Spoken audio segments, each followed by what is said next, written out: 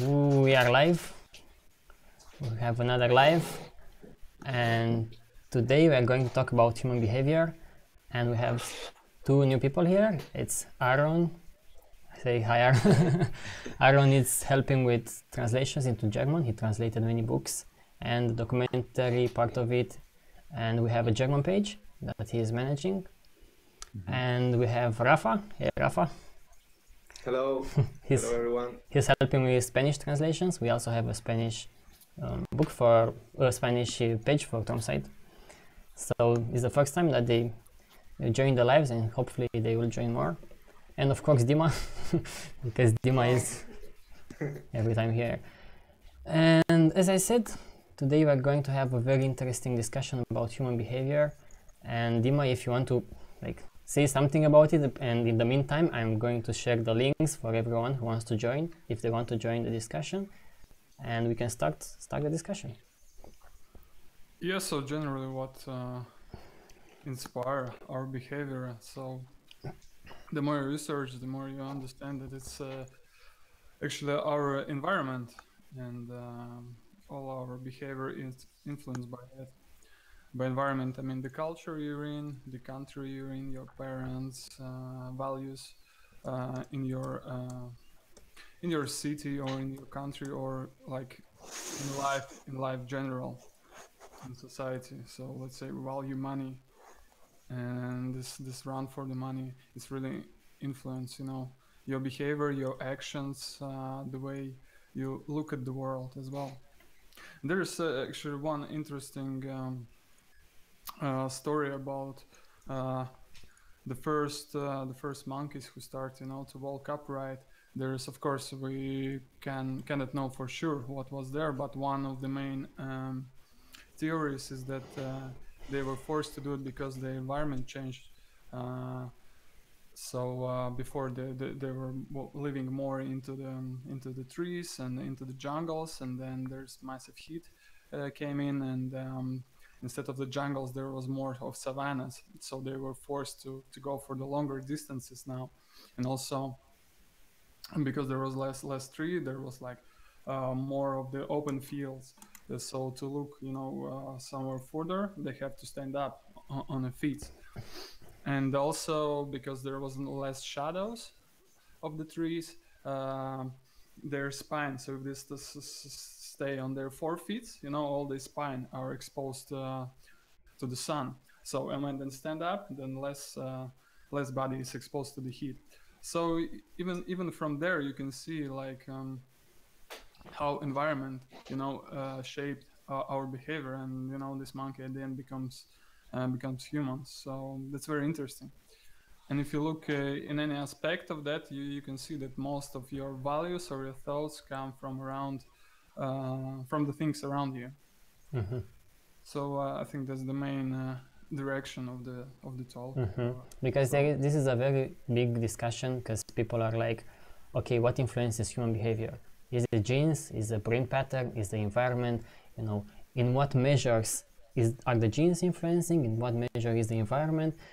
My entire understanding is that the environment always plays the last card in human behavior and human values. So, for example, Rafa, let's say, what do you think? What would you say about to someone who says that maybe genes are influencing the behavior, and the environment plays a less role probably than genes or something like that? I'm curious to see.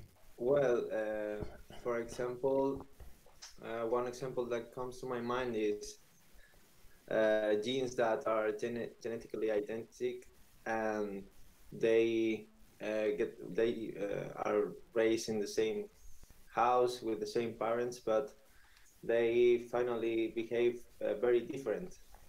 So, and I'm sure you all know some twins in your life, maybe not, but in my case, they have very different personalities and behave different. Maybe they can dress the same to because of their parents at the beginning, or maybe because they decide after to bring attention. Maybe, I don't know any reason, but the thing is that for me, we can see that the experiences you live are going also to trigger some kind of genetics, epigenetics effect, and this you're related to.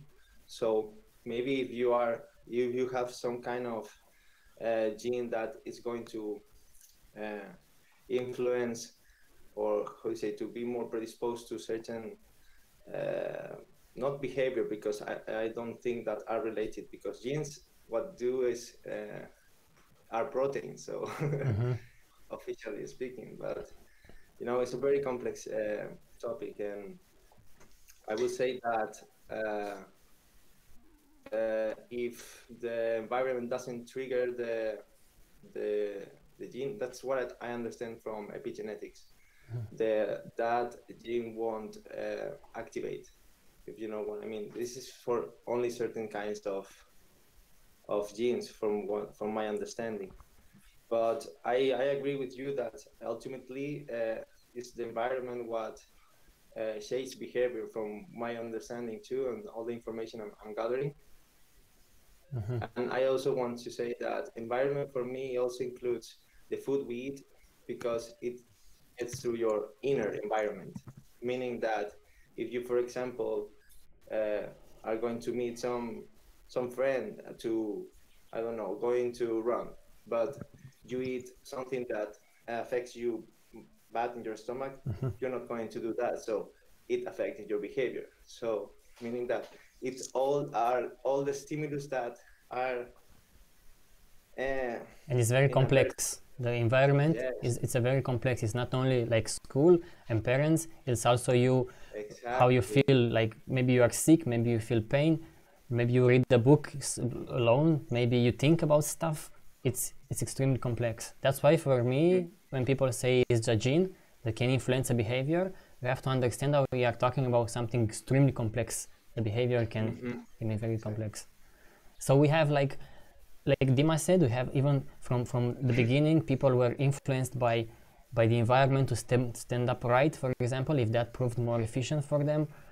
That changed not only their biology in time, because they walk upright, but also their behavior, like the things that we are looking for, maybe their interactions. Then Rafa says that, look, there are twins that are genetically the same, yet they can behave extremely differently from each other depending on the environment. If the environment didn't have a huge influence, you will see pretty much similar behaviors. And Aaron, what do you say? What other things can we bring to the table? Yeah, one more thing. I think somebody wants to join us, and he's asking for the how he can join. Okay. He wrote in the comments, and maybe you can check that. So yeah, I find it very interesting with the twins, for example. So if they have the same genetic makeup, the same DNA, and then one of these twins gets stung by a bee, that can cause that he or she can always have fear from bees. So yeah, the environment is it's I think very difficult to understand for people, because environment is basically everything. As Dima said in the beginning, it's your friends, your family, your country where you grow up, your hobbies, it's basically everything. And some might say, okay, there's a human nature. Most people come up with this, but there is no human nature.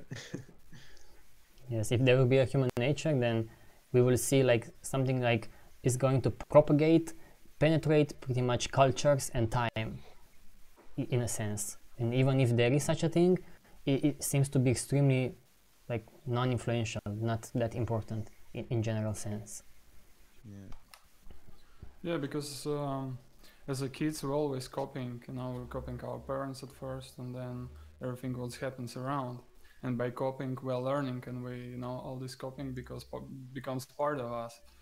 So that's how everything is influenced, on us. If we see that our parents spent most of their time working and earning money, then we assume it's that's what's important. That's what we should do, and that's how everything works.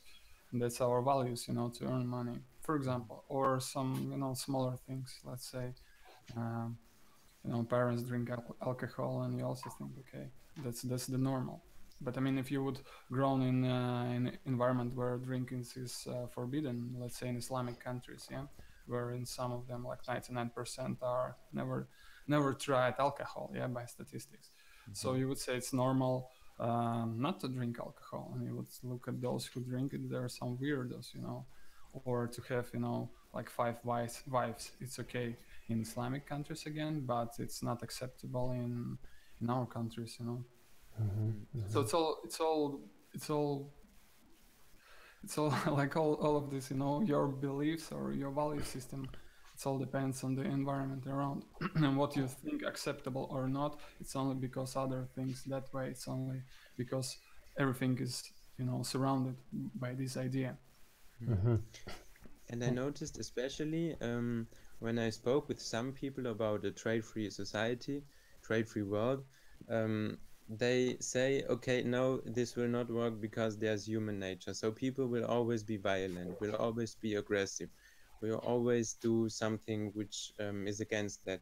So, but yeah, they cannot prove that, or it's not that there is such thing as a human nature. So I think it's a hard point to practice that we are all For the 1 second, for the newcomers, if you can stop the stream, the audio, because it will echo.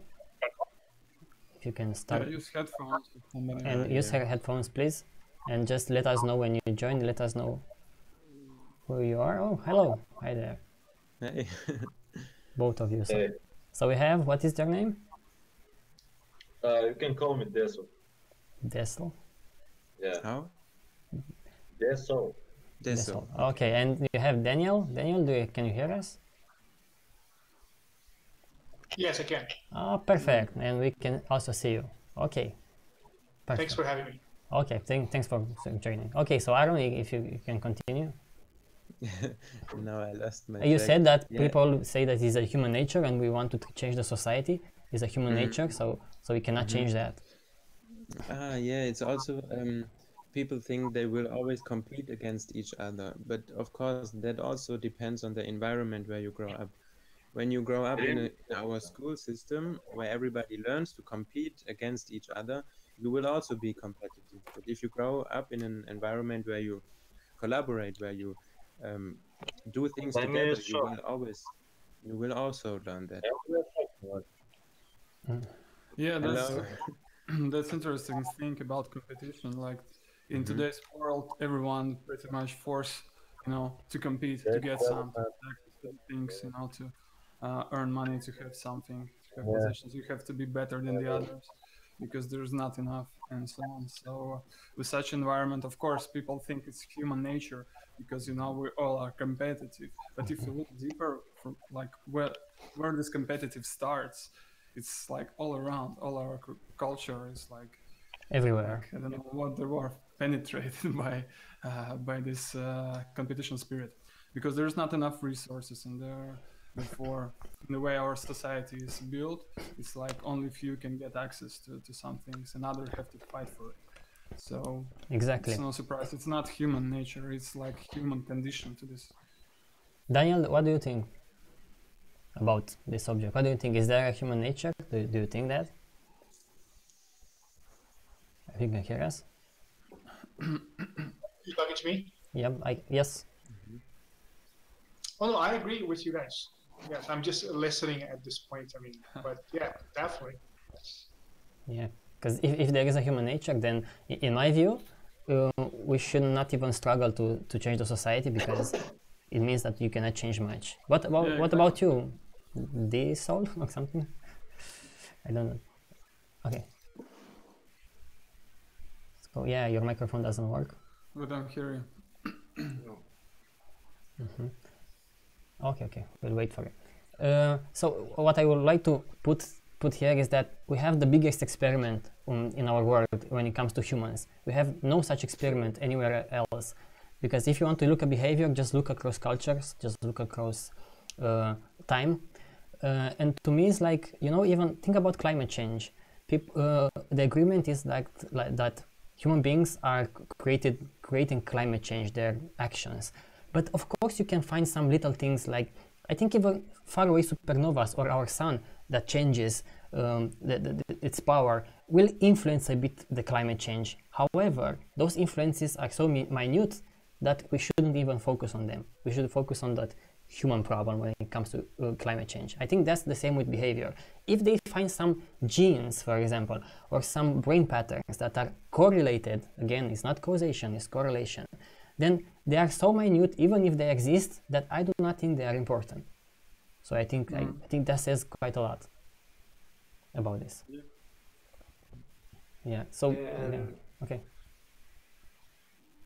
I find very, how do you say, I totally relate to what you are saying, and especially when what Aaron said before about people saying about no, this never happened.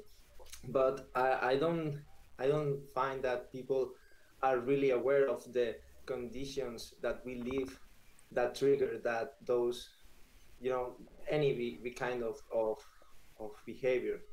So for me, it's very important what what the what Trump is doing to expose in detail today's conditions of, you know, because from my perspective, I've been learning that during all human history, humans have always fight for resources, you know, land, food, uh, whatever, and in any kind of form, small groups, tribes, or big groups like empires. But Can you guys hear me? Yeah, we can hear you now. yes, now we can hear you. Okay.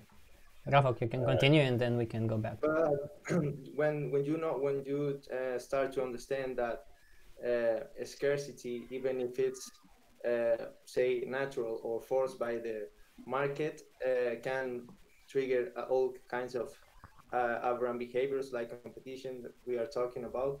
And I think that they cannot identify those conditions right now. Maybe in general, but you know, it's in everything we do. It's in everything, like, you know, in every aspect of our lives is there. You can see the, and when you learn more, you see the big picture every time, and then you cannot, how do you say, it's more difficult to be subjectively in on a situation that now you can see from outside, sort of speaking, you know what I mean? So you're saying that people, when they say it's a human nature, they also look at history and they say, but look, even in history, people were fighting and fighting and fighting. Doesn't matter what system you put into place, they were always fighting. But I think what they are missing is that for all of human history, we had the same kind of trade system and based on scarcity, and that's why you see those kind of behavior. Yeah, maybe there were some kind of tribes that were living in a different environment who didn't have to, they have all the needs covered in that environment, and then their behavior were different. For example, from the experience that Jack Fresco told of islands in Tuamotu, he said that people there didn't use the word work. So, and for many of us, work is like a normal thing, you know, normal Part of life. something that everyone has to do, and so yeah, it's very important for me to see how different environments shape behavior, and then identify your own environment, no? And it's very important for me that you try to explain. So what this all you said, I can call it this all. Okay. Yeah, this one. Okay, that's all. Okay, say what do you think about the subject? I'm curious.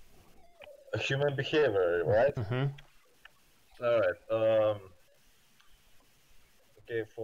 First of all, I want to say that I've been studying everything related to the Venus project for a long time, like a few years or something. I used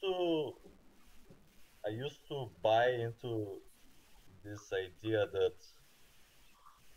you know, human behavior and human nature, or whatever you want to call it, was dictated by the environment. But okay, hear me out. But recently, judging by my life experience, I kind of think that there is more than just this theory that the environment changes. Because what I'm trying to say is that uh, recently stuff that I've experienced and dealt with some people, I've noticed that some people do stuff that aren't like it makes no sense. Their actions don't make sense. Like if I try to explain it myself with the environment theory, it still doesn't make any sense. Like I'll give you a quick example. Recently, I was working this job, and the boss at the company, uh, like first he has a big scarcity of employees, and second he was like acting like a total asshole with everyone, which doesn't make any sense if you don't have any employees, you know, because you're going to lose the very few that you already have. You know what I'm saying?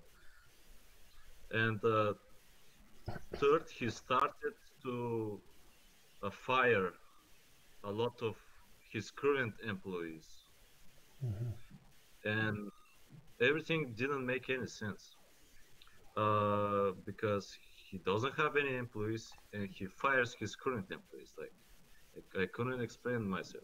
The only explanation that I gave myself was that you guys are familiar with Terence McKenna? A little bit, yeah. You guys heard of him? No? A little bit. Yes. Basically, I think that like I think like there's something like I don't know what exactly. It's a big So- big mystery, but You are saying that you don't find explanation from the environment that could create such behaviors? That's what you are trying to say? So it must be something more.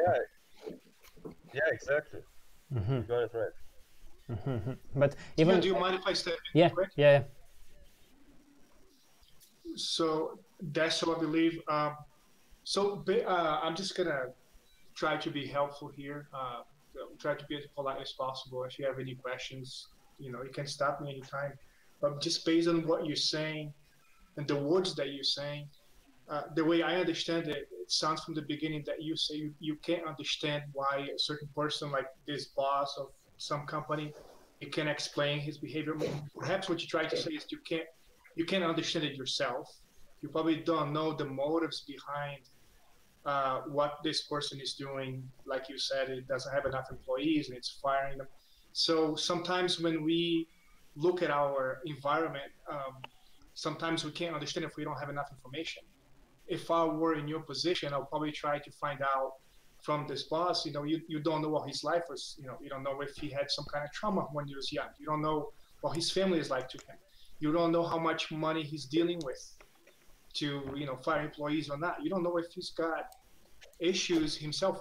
I believe, honestly, we all got some issues here and there because of we live in a society that's highly traumatized, and our parents suffer. We suffer. You know, next generation suffers. Like Theo said, because we always lived in scarcity. History of humanity is based on scarcity. So, since it doesn't seem like you understand where that person is coming from, in this case, this boss, this owner, this company, if you're really curious to understand what environmental mechanics are working on him for him to display this behavior, I'll just try to find out more. Perhaps you would gather some more data that you would be, oh, I didn't know he was going through this. I didn't know his sister died, or I didn't know his mother was going through this, whatever it is. That would be my suggestion. And then you probably, the more you find out about people, the more it'll start making sense to you. And obviously things make sense to us the more we know about a particular subject, and we have to seek relevant information, not just think of what our experiences are gonna tell us what everything is about. That's my 2 cents on this. Yeah, so what you're basically saying is that there's more into what's going on in his life that Yes, a I'm not lot more. seeing.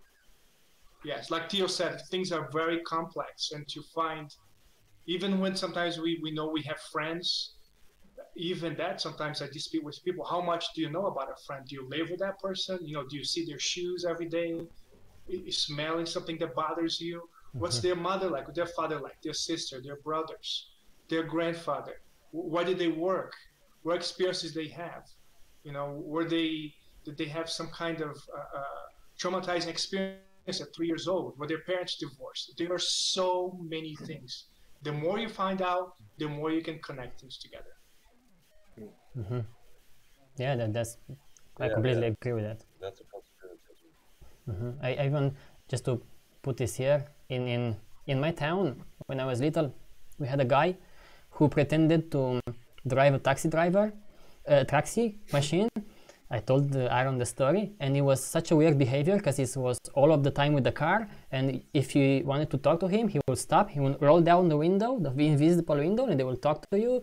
Sometimes you will see him at the gas station. You know, it's like it's a funny story, but it was for years and years and years. And if you take that particular case and say, okay, what creates this extreme kind of behavior, because we don't do that? Well, there are many different paths to go to, but if you go to the path of genes or something biological, there are so many studies that they don't show anything more than simple correlations. But if you go to the environment part, you read studies and you'll see that so many of such people were abused when they were little. And this guy, for example, was homeless for many years, and maybe that developed a way for him to stay in that invisible car and not emotionally touch with anyone. But you have to dig extremely into details if you want to see a cause for a behavior. Okay, so there are many studies on this topic, and from everything that I've read, nothing is like more than a correlation between some genes or some brain patterns or some chemistry and some kinds of behavior. But that doesn't even help us, because you know what? If you see crime in a city, what are you going to do? Edit the genes of those people who commit crimes? I haven't seen any such approach so far. No, you go there and you improve their situation, so they are not that poor. You know, they have more free time. They are more like a community. So it's working. With the environment, you can prove cause and effect. That's my input on this. I'm just going to follow up with a really quick deal. I'm sorry to steal the time. I'll let you go in a second. Yeah, just want to emphasize what Tito said. That's really important. Whenever I encounter anybody, I think the primary question anybody should ask is, what kind of environment created that kind of behavior? For anyone that you meet, so it should be always the first question, like Tio said. And to give a quick example about what I said, without giving names, I had a friend who his father was usually very violent to him, and also had this particular behavior where he wouldn't, if you'd make a mistake, he'd never really say that he made that mistake. You always get around it, but he was always right. Let's put it this way, quote within quote. So one day I just told this friend, find out more about the history of your father. Ask questions. It's always the best thing you can do, ask questions. So one day he came back, he found out that his father, and the abuses have several forms, but when he was very young, because he grew up in a farm area, his mother was very disciplinary with the father, and whenever he made any mistake, and this is back in the 40s, so she would get a belt or a piece of wood and really punish him really hard, this guy's father, for several years, and that's his form of discipline. Then you can connect to the way the father is today. Even though he's a lovely person, at some other times it can be different. So again, it's finding out where things are coming from. Sorry to steal the time of the next person there. I apologize.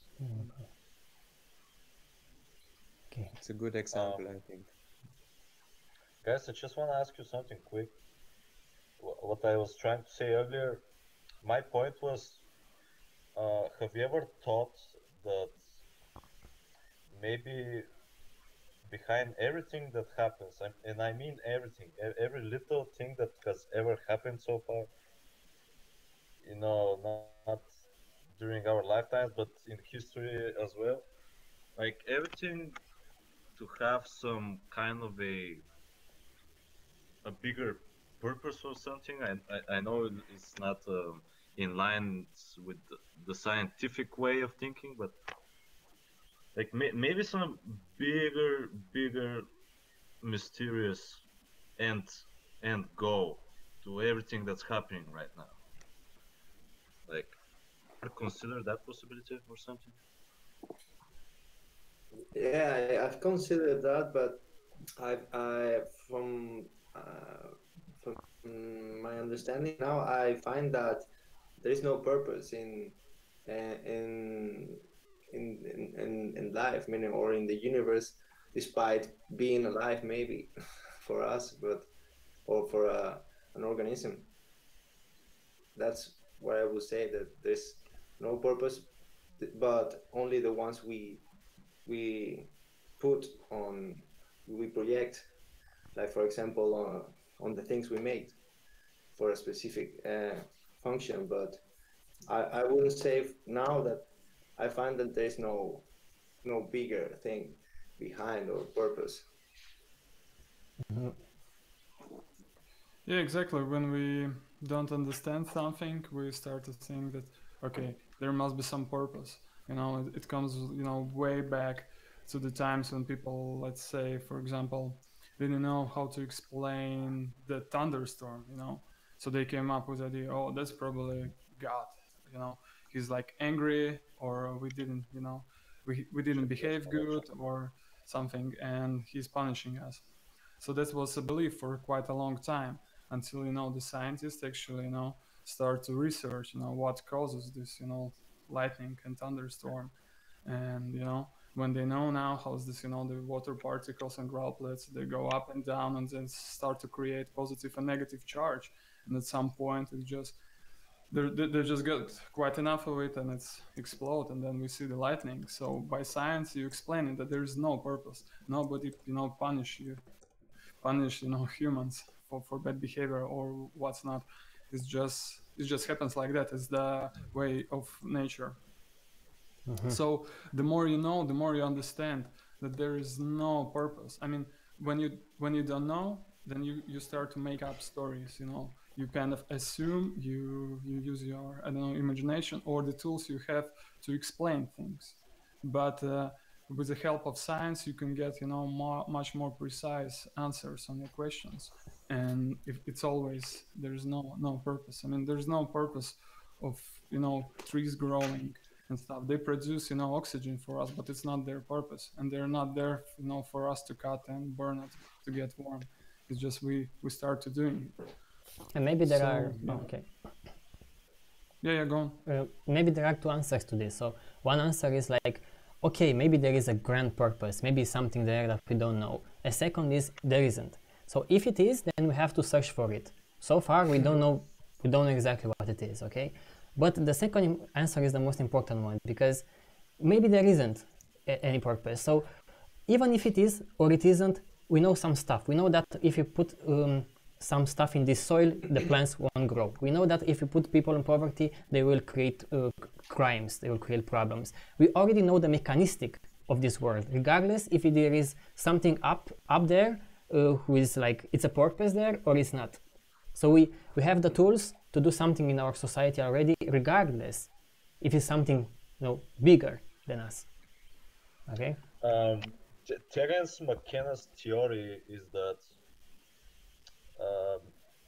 20,000 years back, when we first started civilization, to say it in simple terms,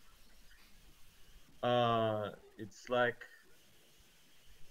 something like started this mega gigantic evolutionary process, where before we entered the stage we were like dumb animals, and then we entered like this period we call history, and all of this violence and horror stuff happening, and then like it's like this metamorphosis stage, and then at the end, we arrive at the Venus project, let's say, and it's like, oh, rainbows and sunshines, you know.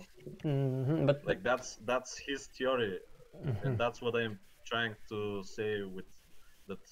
There's a bigger purpose, you know. I've Like heard that from you. everything that's happening, like all of this core stuff, is like to have some kind of a motivator for us to change, you know.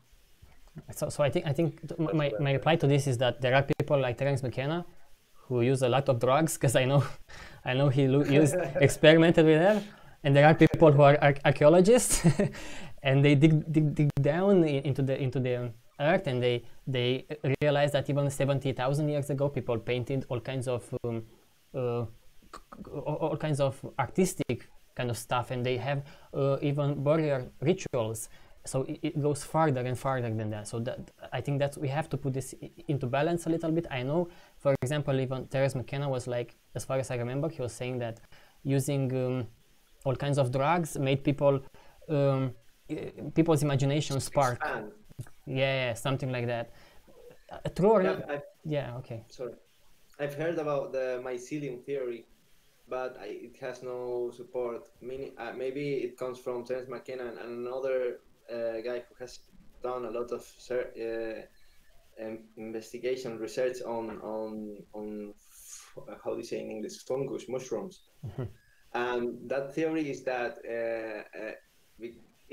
because we eat so much mushroom, we expand our brains. But I think there's no enough evidence to support that theory, at least yet. So, It's called yeah. but it's an interesting one, but I don't know. I'm in a process of getting more and more information, and this will never end. But I don't know about that exactly. Sorry, what were you saying, Tio? Say, Aaron, because you want to say something. Yeah, it's also about language. I mean, we can ask this question, what is the purpose of life? But is this a relevant question? And there's a TROM book, it's called The Evolution of Purpose and the Purpose of Evolution, where we explore this in detail, and I would recommend it kind of everybody, and I posted it in the comments. And yeah. Yeah, we have I to ask myself this too, what is the purpose of life? But I think generally all these assumptions and ideas come from the lack of knowledge. So if we look at something today and we don't see how the thing is developed, it seems like, oh, it's probably some higher species, gave us this knowledge. Like, let's say, I don't know, like basic things for us today, like internet or video cameras or so on. When you look at it, it seems so complex, and you think, well, it just was given, to people and they just start using. But if you start, to look back how it was developed, that, before the camera, before the video camera, there was like photo camera, because video camera is just, a bunch of photos taken very, very fast. It's nothing more than that. And then before camera, there was other cameras, and before that, people, were drawing and make a drawing on a list of papers and just how do you say, like, flash it, yeah, so that you can see that the picture starts moving and so on. So when you start to understand such things, you start to see how everything is connected, and so that one invention stands, on the shoulder of another, and that's how we develop. So you said like the book or this theory, there was like 20,000 years ago. Like 20,000 years ago, that's exactly when agriculture started, when people start to cultivate, plants, food and vegetables and food, and start to domesticate animals somewhere. So that's how everything's, after that moment, everything starts, to grow basically exponentially, because of that very one moment when people finally start to settle up at one place, they start to have more free time. Yeah, they also, there's like so many points, and again, it's so complex, but like before such things, when there people were living nomadic lifestyle, they could have one or maximum two kids, because otherwise it was really hard, you know, to move with them from one place to another. So when they stayed alive, they eventually start, you know, to produce more kids, because it was available, you know, they were sitting in one place.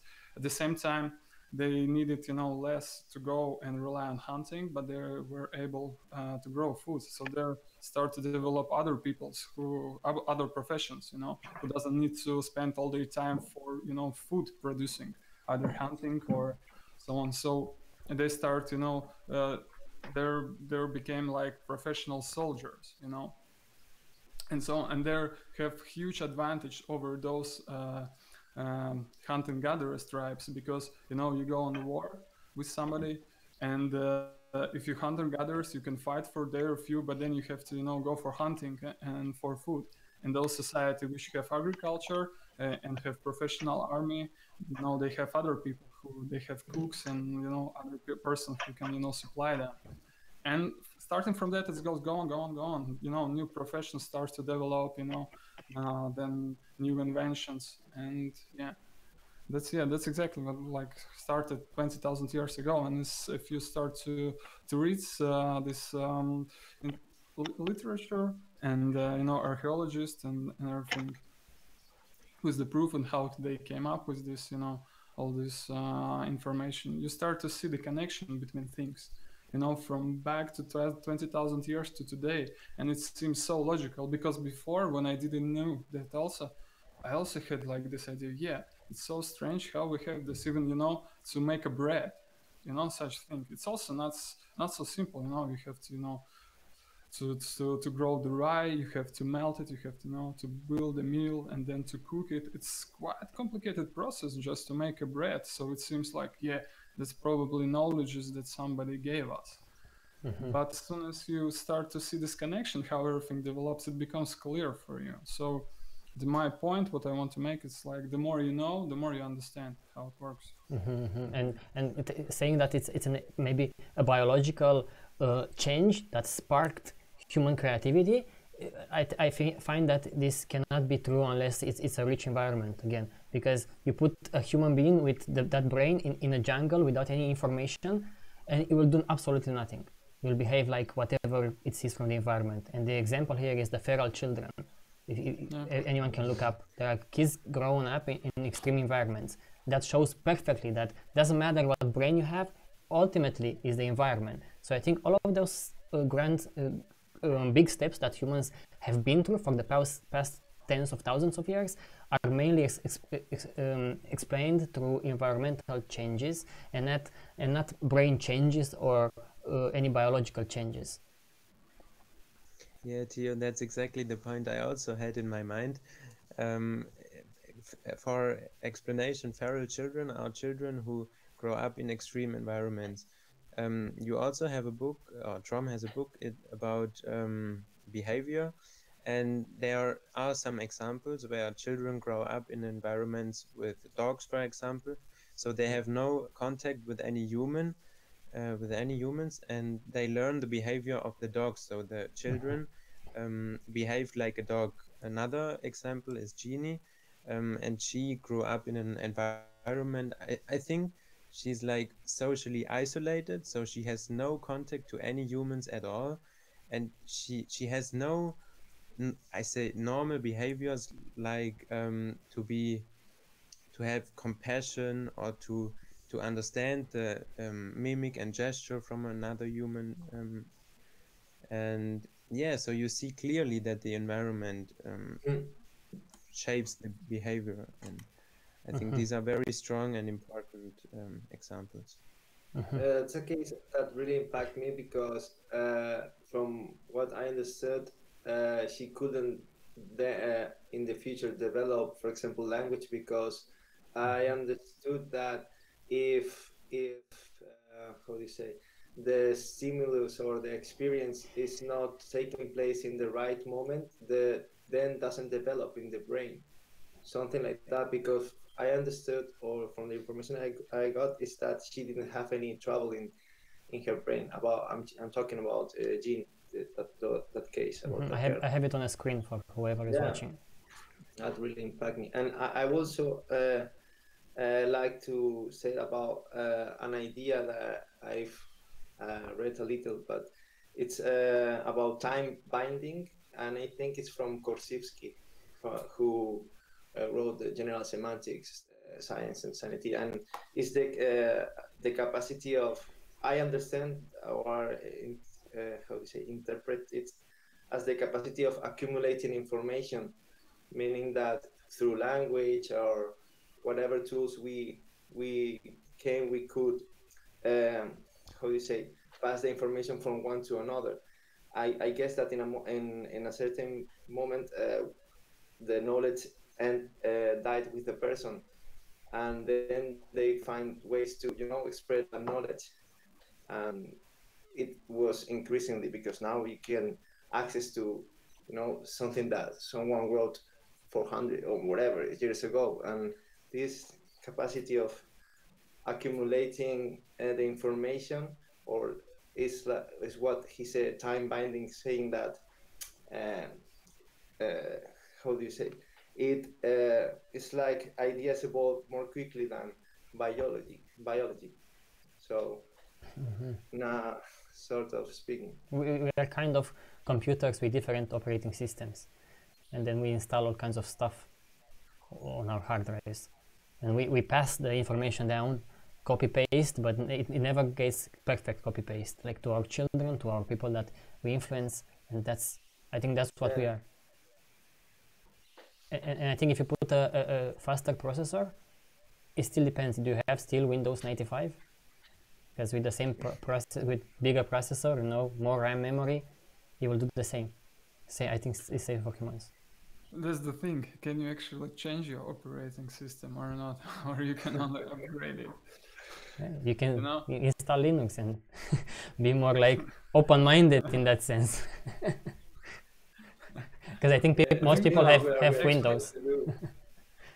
Actually, I disagree. If you would have Windows, you can just improve it. But I don't know. I think It it's is not closed possible to erase your your knowledge. You can change something, but some core values which were developed during your lifetime and the situation you went through and your environment, they will influence you quite a lot. So that's the way I see. You can just improve things. You can change something what's in your mind, what you're thinking of, but you cannot kind of completely become another person. It depends. It depends what kind of environment you are in. It can be an extreme environment. There are people who might change their values because they had like a terminal disease, or it can be something extremely shocking in your environment that can change you completely. I'm speaking more about with your thoughts and your beliefs. You can change them for sure, but maybe for some trauma which develops some like physical reactions or some limitations. So I think those you cannot really change. Well, there are some processes like walking or talking or language that if they are not taught in early ages, then they are nearly impossible to acquire them and to control them as well later on in life. So those kind of things. I find that the brain is very plastic and malleable, but once it's like sort of saying built, saying that you have create strong patterns, then it's very difficult, and you can do a lot of damage in the brain through experiences, as you say, as a big trauma, or maybe you have been you have a kind of behavior more or less all your life, but then you have a very traumatic experience and you are not going to be the same, for example, people who got to Guantanamo and stuff like that, and the tortures they that will change your life of course, and you will not be the same. It's an extreme case, but exactly. From some experience, there are some experience which you cannot kind of erase or ignore, like the people who came from the war or been in the war conflicts, for example. It's very hard for them, you just, or some other terrible things which happens to you.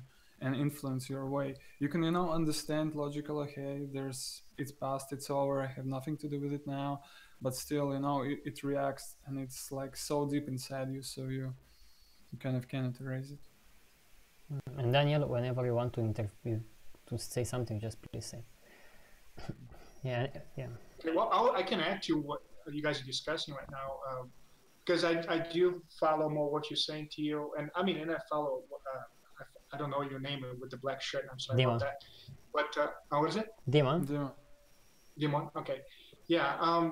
I think I'm following you. I can give different examples of what you guys are saying there. I don't think it's impossible for somebody to change at 50 years old, at 70 years old. Mm-hmm. It's like you're saying, it really depends on the environment. Obviously, the more dramatic the change, the more dramatic the change of environment, the more dramatic the change of, how you behave.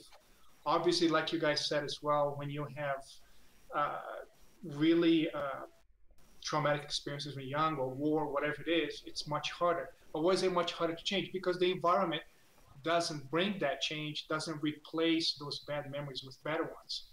Like all of you guys probably agree, the environment that we live today just makes us worse every day. There's so many examples we can give. It's not an environment that, unfortunately, when I say we, I mean probably the people before us, unfortunately, let this chaos start, and then we live in this environment that really is not good for us humans or many animals per se. And we have to probably remember too that we are emotional beings like any other animals. So we're constantly talking about, I think somebody said in the beginning, how our primary environment is our own bodies. We have constant secretions of emotional, leading behavior. For example, right now, as I'm talking to you guys, I'm starting to get hungry. So I'm less patient, right? I'm not going to be as nice as I was 30 minutes ago. So all these things start changing, and we think we are in control. That would be probably I'm probably going to quote a famous physicist that said our primary way of making mistakes starts with us. Mm-hmm. We are the ones who are the worst enemies to ourselves. Mm-hmm. So if I don't remember that I'm getting hungry, that maybe this morning I had a bad experience, then I'm gonna probably lash out on somebody else. So it's difficult when people come from war, whatever it is. You have to. The example I want to give really quick, and I don't want to extend this too much, is that also regarding what you guys were talking about before, I'm assuming that some of you guys probably speak more than one language. Mm-hmm. If we were programmed from the beginning, we would be like had the human nature for the rest of our lives. We couldn't learn other languages. Mm-hmm. I lived in 3 different countries. I'm probably, if I looked at myself from 5 years ago or from 10 years ago, they're all 3 different people, almost completely different. So, and I think you guys can relate to that. The things that we keep learning every day, we keep replacing old memories with newer ones. It's always associations in our brain, like most other animals. And the environment currently feeding our stuff. And lastly, I know that our other friend disconnected, but he was talking about purpose. We always have to remember the culture is part of the environment. So when you have constantly friends and family saying, what's your purpose? What's your purpose? What's your purpose? It might be an irrelevant question, but what, are they scientists to ask this kind of question? Of course not. They're just repeating what other people do. And we as humans, like in other animals, we're super adaptable. So we are great at copying others. We're just acting out what other people are doing. Since I was very young, probably you guys too, when you're children, mama, dada, whatever our dad and mom say, we say it. When we get older, whatever is in school, whatever people say, I want to say the same thing. When you're older adults, we just keep copying the same words. We're not really thinking, we're not really, obviously, I can tell that all of us here have, gathered more information than the average person out there, not to diminish anyone. But, the average person out there, they are not brought in the environment to be curious and to be finding out more about themselves and how the environment shapes us and many other things. So that was my 2 bits. Great bits. Yeah, and one thing okay, say yeah.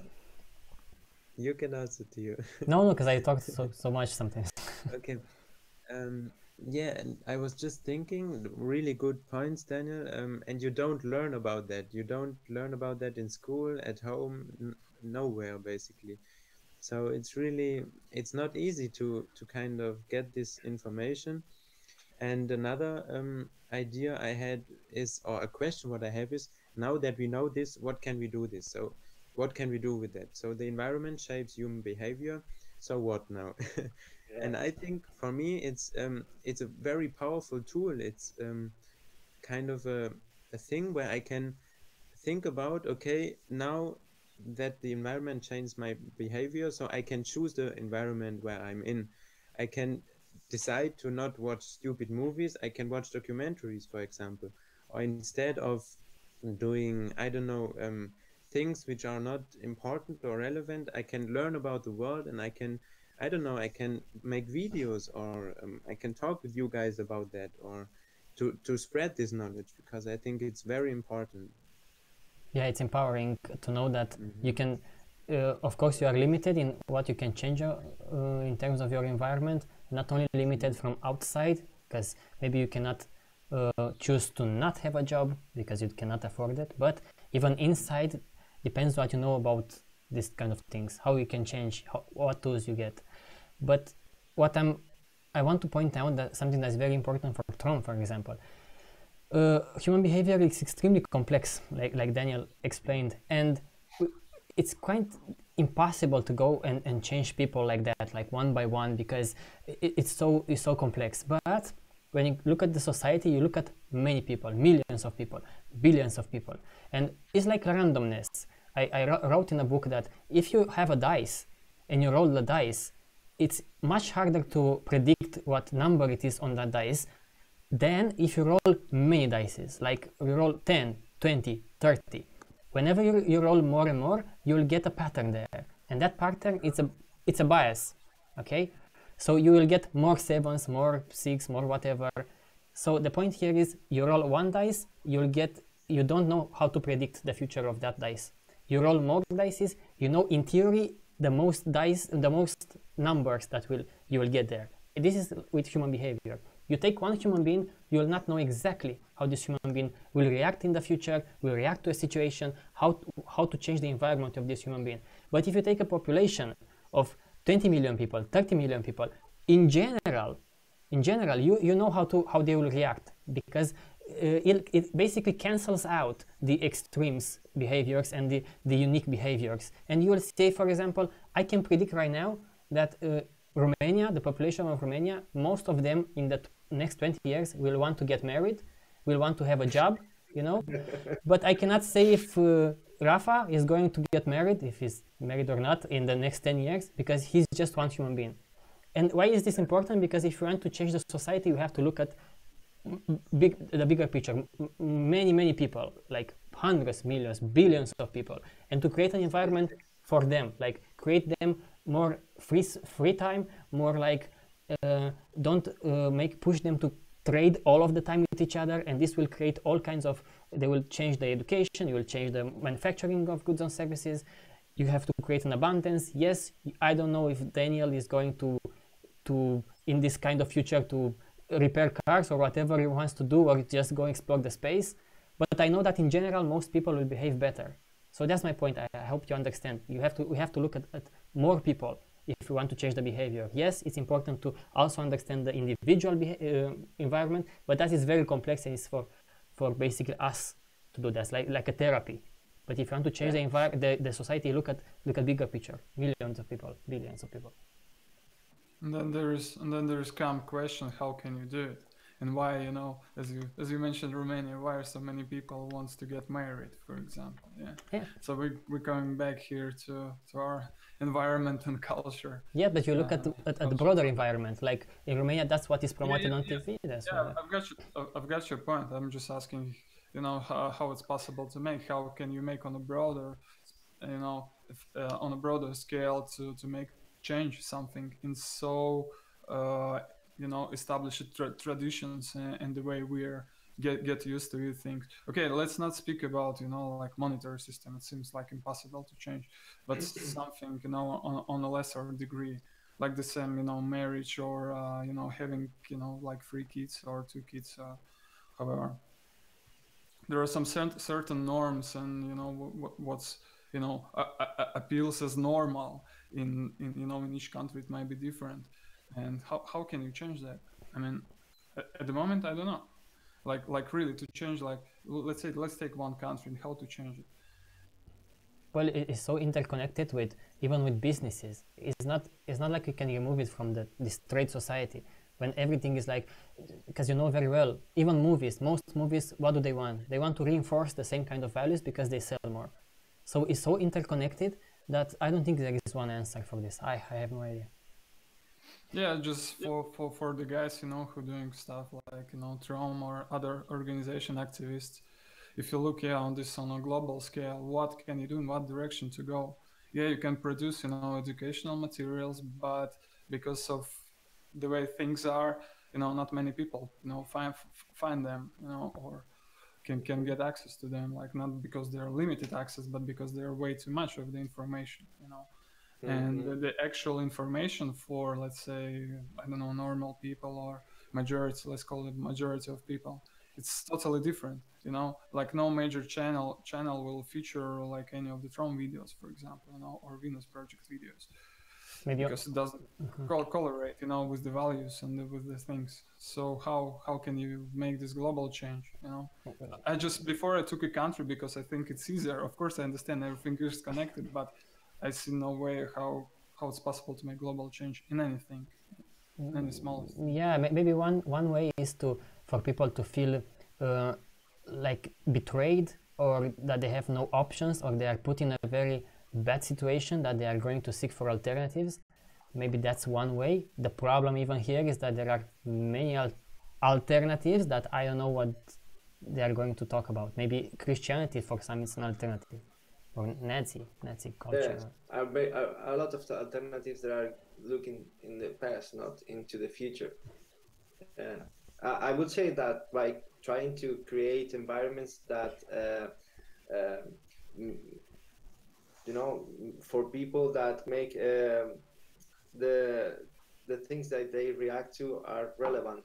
You know, it's like, let's see how you know, like Theo said, this is a big lab. Let's create our own lab. You know, like let's create an environment and see how people can do it there. And for doing that, I don't think we don't need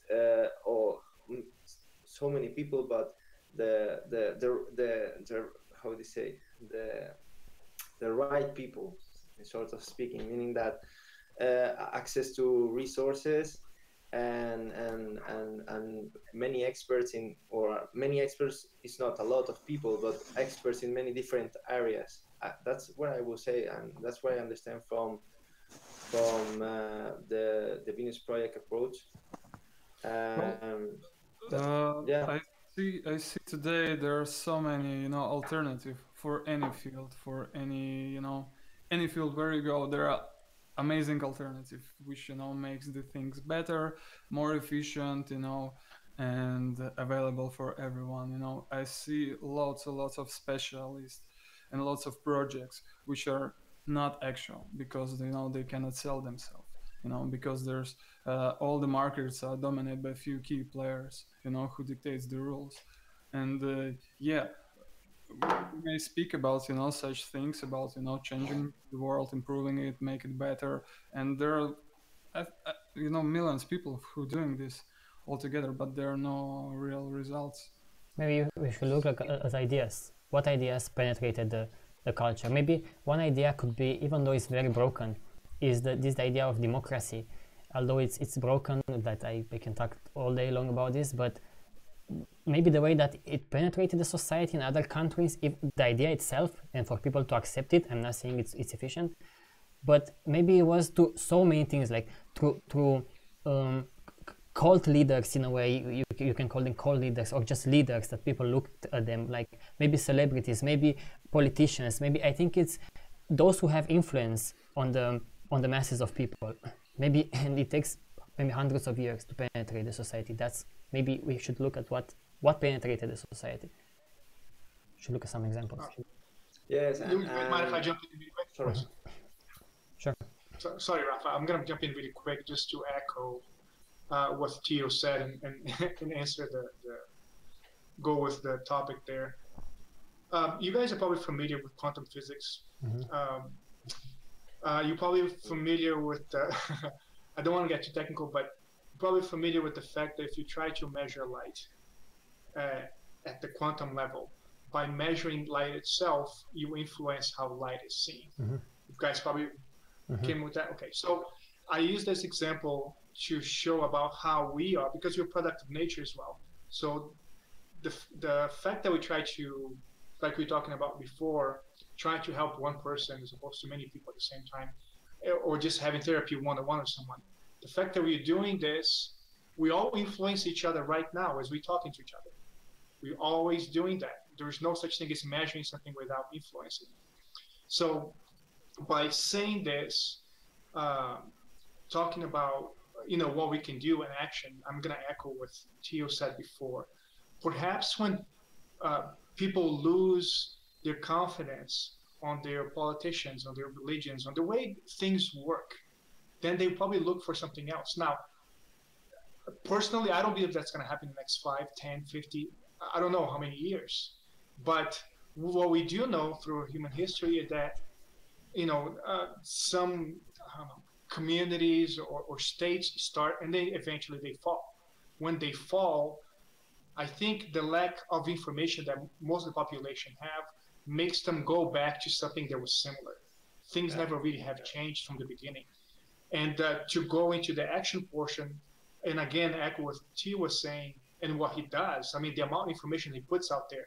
Let's think about it for a second. We only, as human beings, we live probably for 60, 70, some lucky people, 100 years old. We don't live for very long. So we can't really go back to our memories to 300 years ago.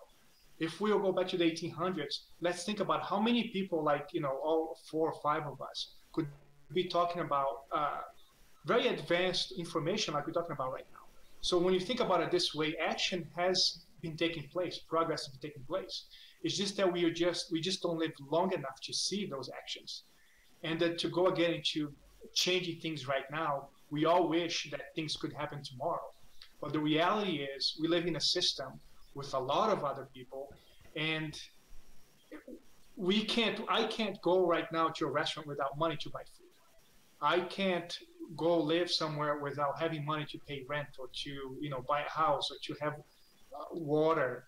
So we can't really move, almost have our basic survival without having money. So we can't really make any action towards any idea, period, to start a church, to start a community against, to save people from alcohol, whatever it is, to start the Venus Project, the Trump site. I mean, he knows it's a lot of information. He had to do a lot of work, a lot of his time, he required money. You can't do things without servers, all the information. So unfortunately, one reality we have to accept is we can't move without some kind of resource. And unfortunately, resources have been transformed into a piece of paper. And then we need that. But to finish it up, I think Theo hits it really well when the majority of the population one day, we're probably going to get into another 2007, 2008, downside of the economy again, like it happens many times in the 80s, in the 30s. It always keeps happening. People are going to lose confidence. People are going to be desperate. People are going to be like, what should we do? The fact that we're at least talking, we're having this thing with the web right now, some people are watching, some are not. They're going to talk to friends. Hey, I've heard of this thing before. What do you guys think about it? At least it's something there when they need it. It's not going to happen tomorrow, not 5 years from now, but at least we're starting the conversation. It's something to have. We all wish it could happen tomorrow, but let's look at reality too. Mm-hmm. Yeah, you bring, Daniel, quite good points, but the way I see it, like since invention of barter, no any society ever changed. Nothing has been really changed in its core. At first it might be barter, then with invention of money, all the countries who come and go, all the empires who come and collapse, they all were functioned by the same principle. So, and we're talking about 20-something thousand years now. So I don't know if change possible. You know, if like today we have about 1 billion people who are live in extreme poverty. You know, when it will be 2 billion people, you think people really go out and be raged, be angry and decide now, okay, now it's time to to rise up and change something. I think they will be just acclimatized to this. Okay, now it's 2 billions. When it will be 3 billions, okay, yeah, that's the way it is. And I don't know. So my judgment is like the way I see history. I also think that we have I was going to respond to that really quickly. Do you mind? Okay. Yeah. Okay, so I'm actually gonna use what you said before, which is beautifully said. When you talked about when people before there was a volcano or something, they didn't know what it was, or something coming out of the sky, thunder, they didn't know, and then it must be a god, it must be this. Later on, we find out, no, it's like you said very well, it's two different charges together, blah, blah, blah, blah, blah, this happened because of scientific method. Let's look back at the history that you're saying that things have not really changed. Yes, they haven't. They probably will not because of many other reasons. But the science that we're talking about here, how old is it? Wasn't it behaviorism, if I'm not mistaken, starting in the late 30s? That was my point. So recent. Yeah, genetics, epigenetics. I mean, it's so recent. It is so recent. We are like barely starting with the science that's actually making us see what the world really look like. Look at what 50, 100 years, what we might know from now. The stage of computers, look at us right now. We are looking at each other live at different parts of the world, talking real time. I mean, if I tell this to my mom and my dad, that this would be possible back in the 60s, they will probably try to put me in prison and think I'm crazy. So things have changed very rapidly. And before when things collapsed, people didn't have information. Now we have a little bit more. In 5, 10 years, a little bit more. It's always an accumulation of knowledge. I think that the main thing that we're talking about here is expectations. If we set our expectations to be like, oh, tomorrow I want it to be this, I know this much, therefore they should be like this. Things are the way they are. Now what we want it to be. So once we accept that, then I think we can move forward, even if with ourselves, and not be like, oh, I want my girlfriend to be this, or my mom to behave this way, or my dad or my brother to talk this way because I know this much. No, they are who they are, I am who I am. And society and people are the way they are.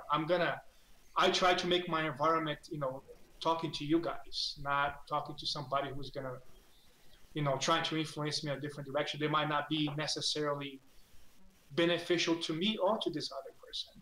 So I think it comes down to expectations. I keep my expectations based on reality. This is what it is, and this is how it happens. I'm working towards talking to people that perhaps there's better things in the future if we get to more information. That's all I can do, and I use what I can do with the resources I can with what I know. And what I wanted to add is that, so we see like almost like towards pessimism and towards optimism. Can this such a big change happen or not? And my point was also that we have to look at history, and we are very young I mean, who talked like 200, 300 years ago about trade is making us behave so badly? This is such a new thing. Even the idea of going against money is not that old. It's maybe a few hundred years ago when people started to say, hey, money is the problem, money is the problem. Then they gave rise to stuff like socialism and communism. And then they tried only 100 years ago, tried some of such ideas through technocracy, through USSR, through even Romania, to try and be like, hey, we have to own this stuff and not together, and not individuals should own the stuff, project ideas into the society, trying to do something. Yes, they were in the wrong direction and they did the same kind of shit. But even today, if you look at, for example, money, you see, because of information online or whatever, people come up with solutions for money. They say cryptocurrencies. Cryptocurrencies are becoming stronger and stronger today. Like more and more people are using them. It's a bad solution. It's not a solution. But for them, it is a solution. So I see the world reacting to the information that money is bad, the Federal Reserve Bank is bad, and they create another thing, is not working, it's the same, but they are creating something new. And I see that they are reacting to that. And I feel like if we keep on talking about such things and it penetrates the society in a way, I think in the future, maybe it can give rise to some solutions coming from other places. I will play pessimist further. So, yeah, I agree with you guys, like what Daniel said and you too. That's amazing what we have now, what information, like even to having this conversation today, it's something were unacceptable, unimaginable 100 years ago. But the point I want to make, yeah, we've got information, that's huge, we've got knowledges, yeah, that's huge, that's great, but still I see no changes, for me it's like it's the same story which repeats itself from 1,000 years. So let's say if we look a bit back, there was lack of information, and therefore it was really hard to get to the people. Let's say if you've got some great ideas in your hand, you have to write, let's say, a book, yeah, and then you need to find a publisher who will print it, who will publish it, and it was extremely complicated, and because there's so lack of the resources, and you have to know the people, you have to maybe to go to the country where there's these machines of printing information. So it was extremely difficult to get your ideas out. And then today we're on opposite side. We have so many tools, so many options, like millions of books, of videos produced and released each day. So we're overwhelmed with this information, and it's extremely hard again to get your ideas to be heard. I completely agree with you on that. It's yes, we have those amazing technologies, but we also compete against more and more people who project all kinds of shitty kind of BS information. However, I still see changes in today's world. Yes, Bitcoin or cryptocurrencies and even the internet itself, yes, they are shitty solutions, they are not solutions, but I see that as a reaction to information. Like people reacted in a way, in a bad way, but they reacted in a way. And I feel like this is going to push, and maybe technology is going to push when there will be less and less jobs. Yes, they will invent bullshit jobs pretty much all of the time, but I think at least they push the discussion of should we work for a living. What I'm more concerned is that the bad solutions, not about if people are going to seek to push solutions. I think they will be all of the time, but maybe they are going to push the wrong solutions. In my view, that's what I see. So the way I see it, like at some point we will have to, to abandon money because it becomes useless with this automatization and all other, viral technologies. So yeah, we will start doing, bullshit jobs, exactly. Or social credits instead of. Yeah, or no, just just to be in front of your computer. For that you will get money, or for something like really, really stupid, unimaginable, and no useful, just because that's the system. How it is built. Okay, sorry to interrupt you guys really quick. Unfortunately I have to go. I just want to thank you for having me. I really appreciate having the time with you guys. You guys are super smart. I learned a lot from you guys today. So I have to say that thank you so much because you brought a lot of information. Yeah, Daniel. Please come back. Great point. Thank you, Daniel. Thank you. Take care. So yeah, where do we stop? I think I understand that your pessimism, because I'm the same, and if you read it's so much bullshit coming around as solutions, but I still think that some ideas can penetrate if you have a good idea and if you force it and if you don't expect for anything to change in your lifetime. I think maybe maybe we just need way more time than we expected. I'm sure.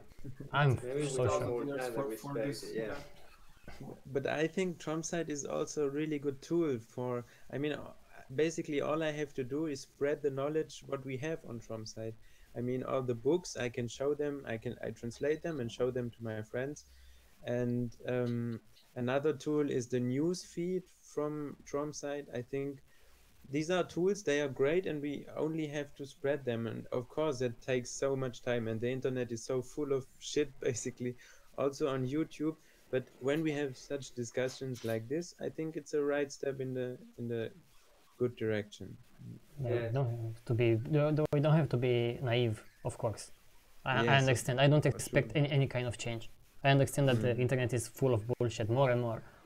But Exactly. but 10 years Sorry, ago, I wanted okay, to say, okay.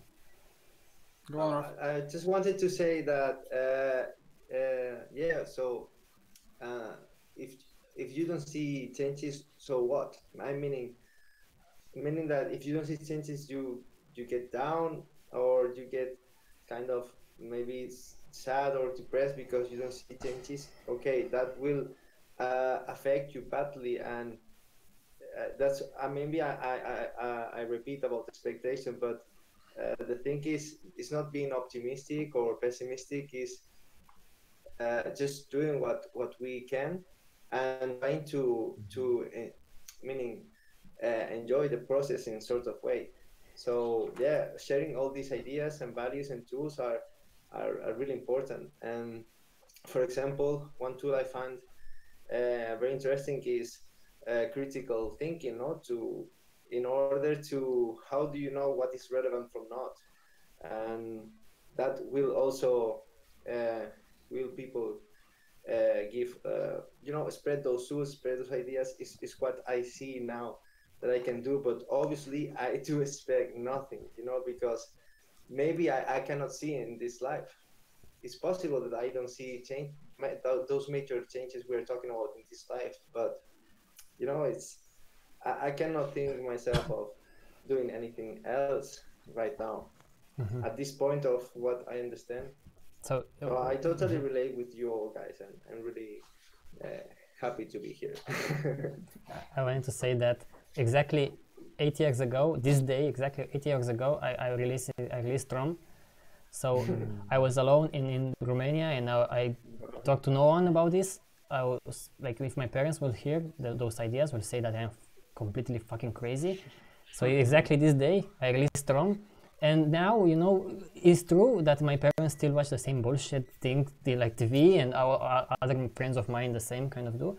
But I think that if you had the power to implement a new kind of society and say, okay, we don't have to work that much, we don't have to, to challenge those normal values. My parents and other people who know what I'm doing right now, they will accept those. They are more ready to accept those. So yeah, I have a tiny influence here and tiny influence on the internet with what I do and with what you guys are doing. And I think that people are more ready than active. So I think that they are more ready to accept a big change than do something. That's why I'm saying, please, anyone who is rich, if you can donate me $5 billion, I'm sure I have so many plans. I will shake a little bit this world. I'm not sure I will do much, but I have so many ideas. So now I'm doing whatever I can. I would love to hear those ideas one day. I think I will write a book, give me $5 billion to change the world. That's a good point about accepting ideas. That's a good point. Because even because you know very well with veganism, I think way more people that are accepting this idea rather than being vegan. And I think that if you could change this infrastructure and say you offer free vegan food or something like, or one free meal, I think there are so many people who would accept that just because it is free and just because they accept this idea with being vegan. So I think there are more ready people than those who are active in accepting that. Maybe. Actually, that's what Krishnas do. They offer free food. Well, they might use milk, but yeah, they just go on streets and give Who are they? vegetarian food for free just to people all around. See, it's that's interesting what they approach. Of course, That's interesting because I was living in London and at the time I didn't have any money, zero at all. And we quite often went there just to get this, warm food. So there were some specific points where they arrive at certain time, like at 1 o'clock, and just give food for free to anyone. And since that, although I'm not religious, but then, this is the only religion I respect because they do something for people, not asking anything, back for it. So, yeah, but it's just crazy how we live, because we could have the cities that we live that are very chaotic, but we can have it full of trees where the climate supports it, with fruits and vegetables. For example, here in Valencia, you can see orange trees throughout the city, or in some places or in some villages you can see orange trees, but they have planted a special kind that is not edible. You cannot eat it because it's very sour, and for some tourists come here and say, oh wow, this is great, you can have free oranges in the street, and you can see that. That's what Aaron did. It's incredible because that's what Aaron did when he came to Spain. It's exactly what Aaron did when he came to Spain. I did the same. Yeah, but how crazy, this is because people say, okay, if they were edible, people will steal it because to eat or to sell it for earning some money. But so they do that intentionally? Yes, of course they do it intentionally. Of course it's intentionally. It's incredible. I don't know what they do with the oranges, but the other day a gardener was cutting some leaves of some branches and leaves and putting the oranges in a bucket, and an old woman was saying, "Well, this is crazy. How many oranges, and you cannot eat them? It's crazy." It was an old woman, and I got really impacted by this image, And yeah, it's why do we do that? It's crazy. We can, and I also have a similar experience when I visit Romania. I was there. I stay in a small village in Romania for 1 month, and you have the other example. You have trees with fruits that you can eat, and you can go and visit your neighbor and have some fruits on the way and eat or bring to them. This is very different, despite they had a lot of less resources in that village from other places that I've been. But it's we used to all of my childhood in Romania. I was eating from the trees. I never imagined to buy an apple, for example. But of course this changes. The more people are in the city, for example, the big companies come and then they say we produce so cheaply the apples that you don't have to even take them for free, because no one has the motivation, money and resources to plant trees in their backyards and rely on that.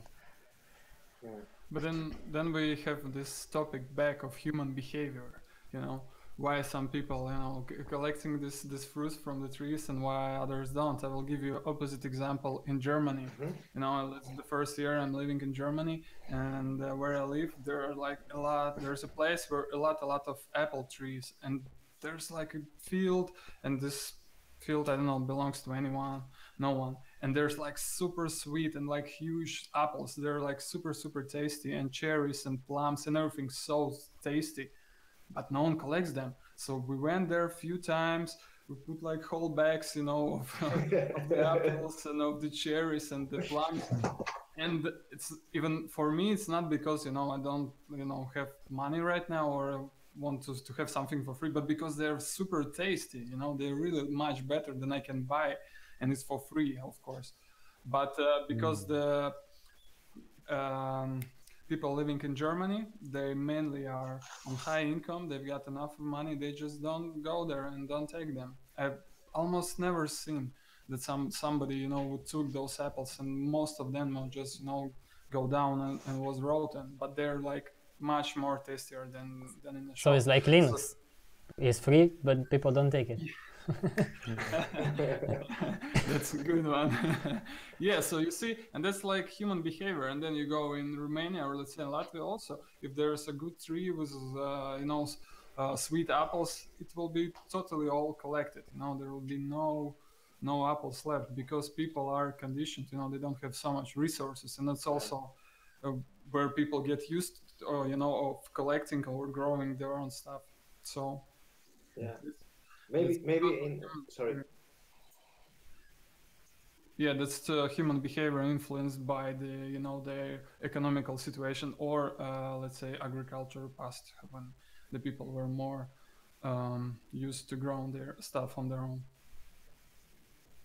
So maybe the same change happened in the past when, say, people moved from let's grow our own food to just let's accept that other people are growing food for us and we are going to take from them. So it was almost the same kind of thing, a change of infrastructure and a change of values.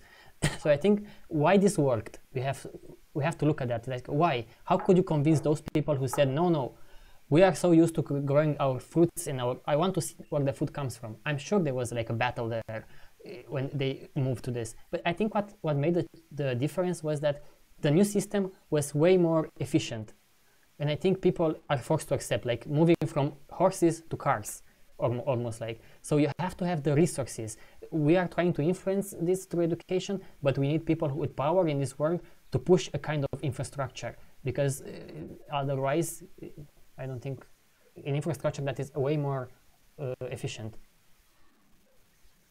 in that change. Yeah, but it's also influenced by many other things. Let's say cars. Actually, the first cars were electric cars, but then they were fade out because of the like engine combustion cars. Like but because I think these are more efficient anyway. Like oil based on gas, they were even more efficient. I don't think you could have made an electric car back then and be efficient. Even today, it's competing. Like it's way more easier technologically and from an infrastructure standpoint to extract this kind of oil, because we already have this infrastructure, and to put it in cars rather than make electric cars. But even that is challenged, and if it becomes more efficient, even in this system, you will see more and more electric cars. Of course, it's the same bullshit, the same kind of profit kind of based society. But it was more about values. People accepting this. Like how can people accept self-driving cars? Right now, or like say 10 years ago, people would say, talk to anyone in the streets, they will say that this is a bullshit idea. This is like, fuck off, I want to drive my own car. But now more and more, because so many influences, like from Elon Musk to whatever states, to whatever research, to whatever movies, values change.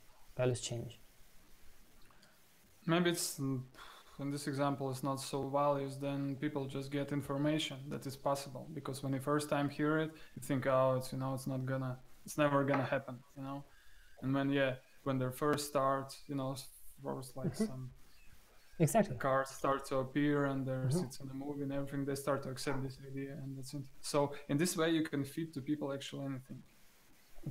Of course. It's just a way to prove that you can change values, and that's my point here, that if you had the power to put something in place that is way more efficient, then it's way easier to change the values, I'm not sure if the path is to change the infrastructure to change the values, or change the values to change the infrastructure. You need both. But I think no one, how do you say, when internet arrives, people start using it. Didn't want, there was no educational programs necessary to inform people that okay, we are going to have this new system of information. And also when new technology arrives, people and it's more efficient, as you say, people take it like smartphones. We don't know how they work, but we use it and know how to use it. And yeah, I just wanted to say that about efficiency and technology when it arrives. Yeah. That's why I need 5 billion, because I will change the infrastructure.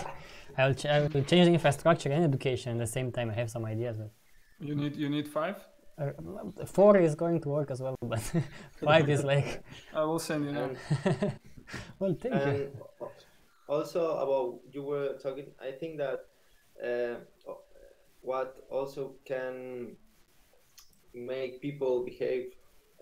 Yes, we have talked a lot about this, but in the case you were talking about Germany and the apple trees, I find it quite curious, and I find that maybe in that population they have access and more about, how do you say, it's more comfortable for them to just maybe ask for the supermarket to bring the apples into their homes, because now it's possible. I can ask for internet to the supermarket bring the food, and I drink water, so I can carry 6 packs and they bring me here. So because they have access to that, and it's more comfortable, despite it's not more efficient or ecological.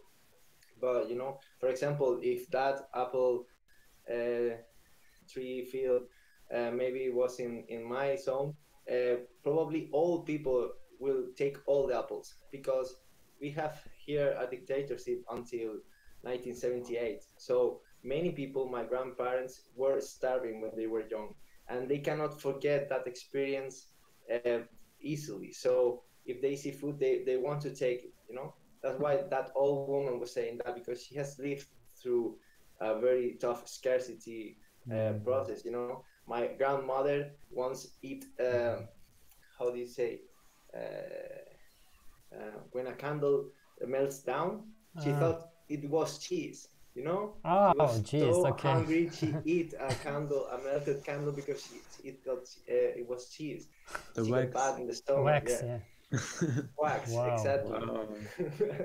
You know, That's and old people also told me that they used to go and steal the food from pigs that others have in their farms. They go and cave to grab their hands to take out the food for the pigs, and the food for the pigs were when you peel a potato, you know, the skin of a skin potato of and stuff was there. potato. Yes, yeah, they were stealing that. So imagine how hungry can someone be, you know, when you. So you So see, yeah, it's that's another proof of there's no such thing as human nature. yeah, Yeah, It's because we environment that deviated from condition it the. to such. Well, we didn't deviate a lot because it's still about human behavior. How do you change the society? And I think the point is here that we don't have the solutions, perhaps, but we know that you can change human behavior. At least we know that. How to do that? Who are we to have the answer? Of course, we don't know exactly how to do that. But what I know and what I promote to TROM like crazy is like, if you take this kind of trades away from this society, then you create better and better projects everywhere. Like that's the only thing that I know. That's the only way that I condense. I managed to condense the information. You need a simple idea. If you go all over the place, like we should do this, we should do that, things are going to get lost in words. And I think that's a really powerful message, because if you like condense the whole society in one thing, it's the game Monopoly, and that's what we see worldwide. It's this trade thing. And that's also where this competition comes from, because in Monopoly, if you are nice to the other ones, you will lose probably. You have to yeah, compete against each other to get more and more.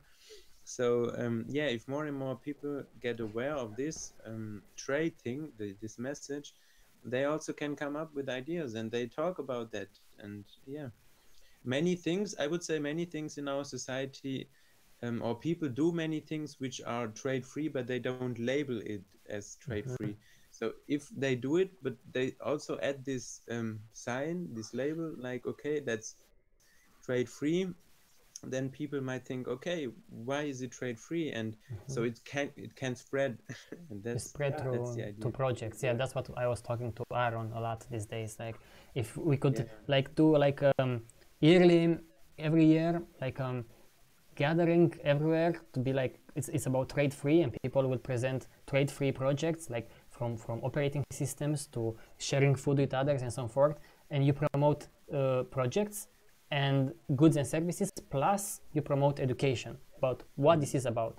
And we will try to do this. We'll through the new documentary and so forth. Maybe we can find a path there, because it provides you with some tools. Instead of waiting for a change to happen, like, okay, let's build this big city, let's build this big experimental stuff. We can try right now, and that's what I and Aaron were talking about. Let's make this kind of yearly thing. It will start very small, I'm sure, but at least it promotes something. Let's invite people there from open source, from people who are volunteers, and let's promote this idea with trade free. We have so many trade free services, basically, from operating systems to whatever, books. So you get this thing, you penetrate through the right path to open source, to volunteers, maker movements. Maybe we should try such a thing, online or It can offline. spread. That's some of our ideas. yeah. Okay. I think all that goes into that direction, and that goal will more or less help. Yeah. Yep. Okay. So how is it, like 1.5 hours? We can go to some news now, because that's what we usually do. Okay, so let me change this, because I had something here, even a documentary that we want to showcase.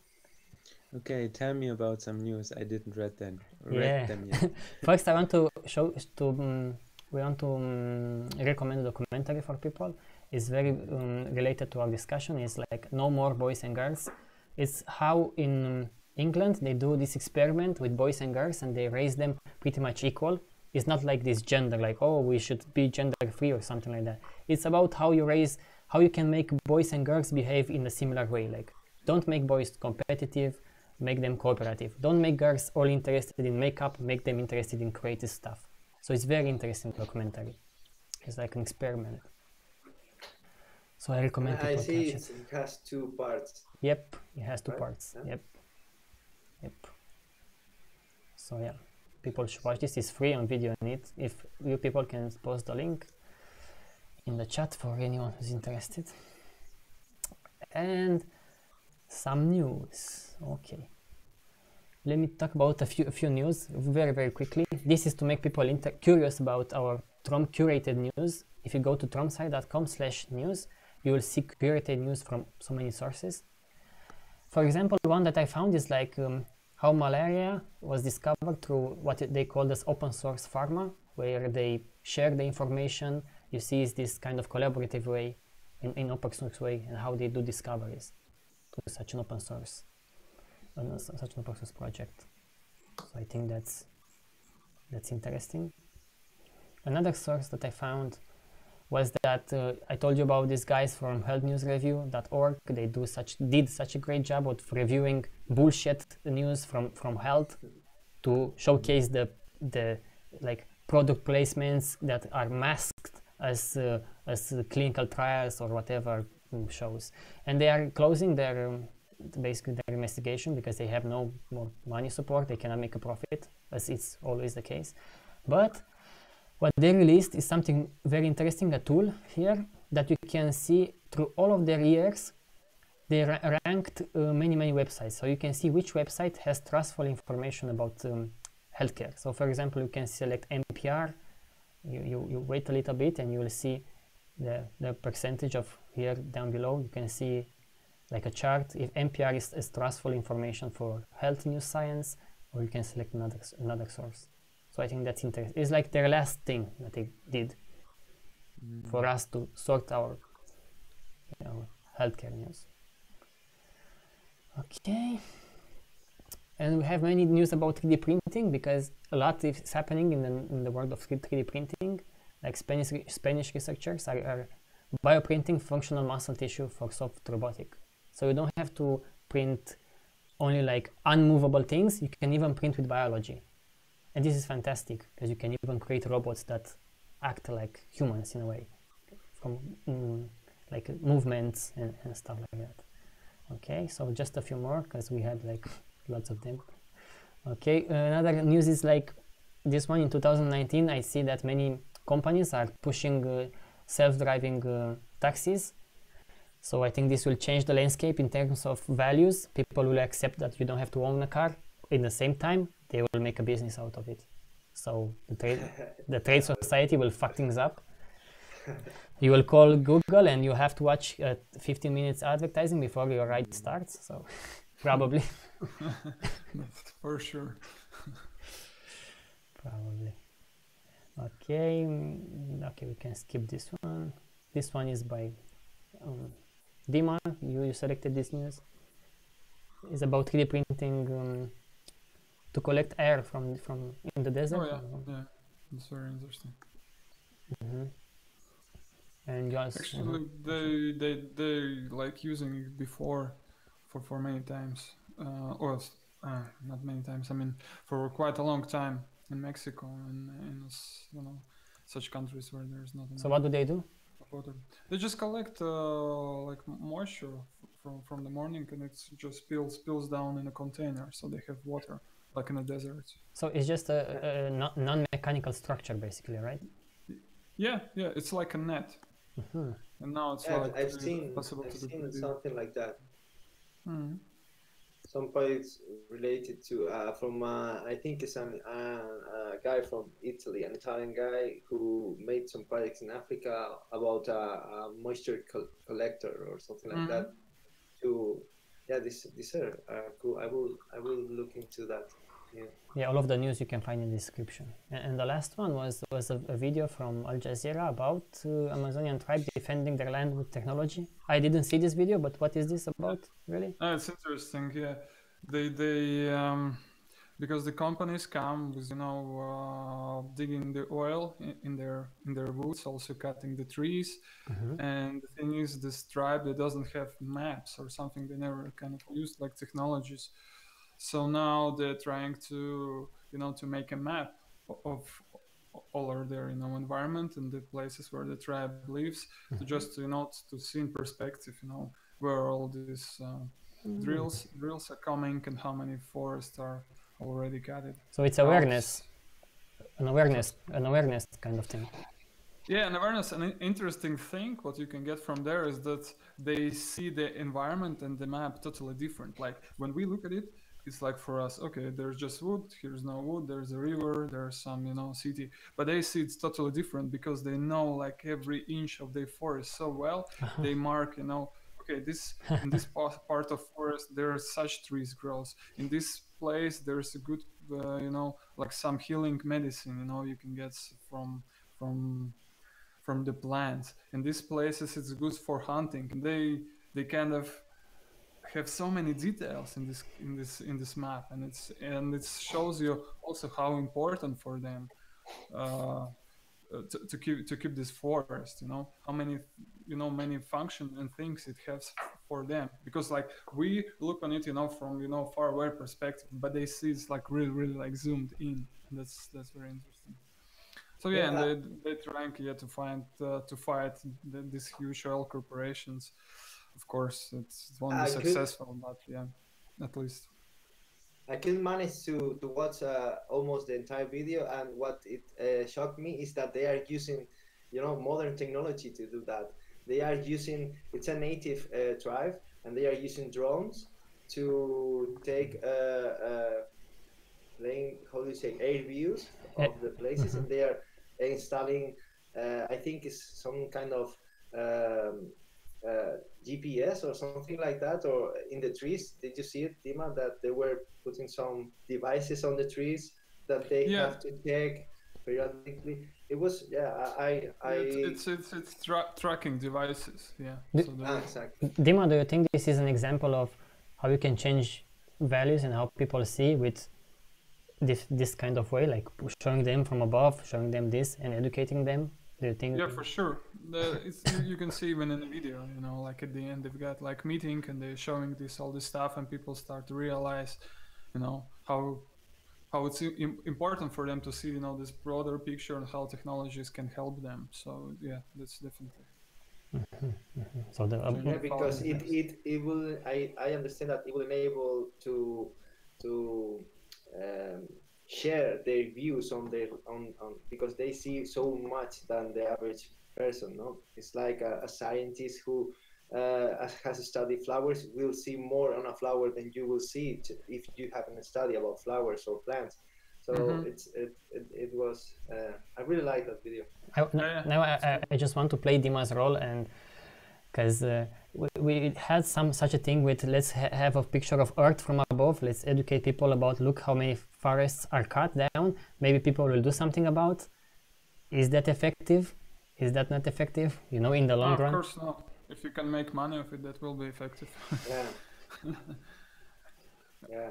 But anyways, if let's say governments will be paying money for you restoring the forest, it will be effective.